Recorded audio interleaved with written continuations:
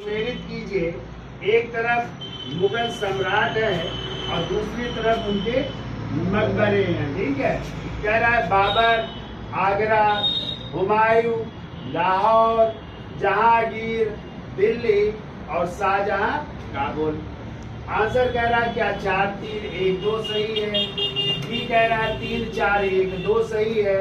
सी कह रहा है 4 3 2 1 सही है और डी कह रहा है 3 4 2 1 सही है। ठीक है, तो देखो बाबर का मकबरा आज कहाँ पे है?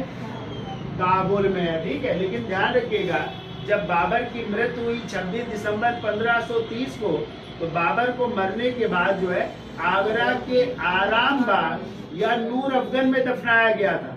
लेकिन बाद में उनकी एक पत्नी थी बीबी मुबारक यूसुफ जई, वो उनके मकबरे की हड्डियों को निकाल करके बाबर के प्रिय स्थान कहाँ पे ले गए?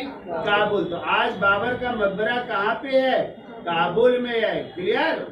ठीक कह रहा हुमायूं, तो हुमायूं का मकबरा कहाँ पे है?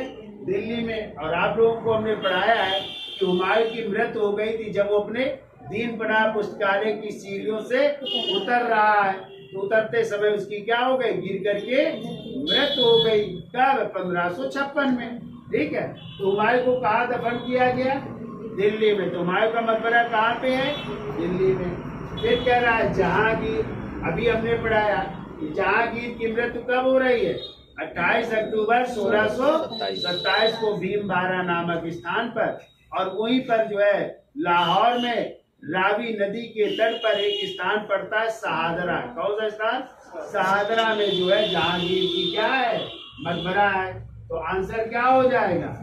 लाहौर हो जाएगा। लाहौर में भी याद रखिएगा शहादरा में। ठीक है, ठीक कह रहा है शाहजहां, तो आपको पता ही है शाहजहां का मकबरा कहाँ पे है?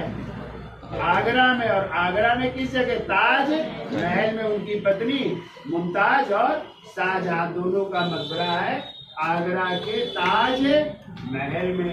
इस तरह आंसर क्या हो जाएगा? 4 3 2 1। कौन सा आंसर मिल रहा है? सी, 4 3 2 1।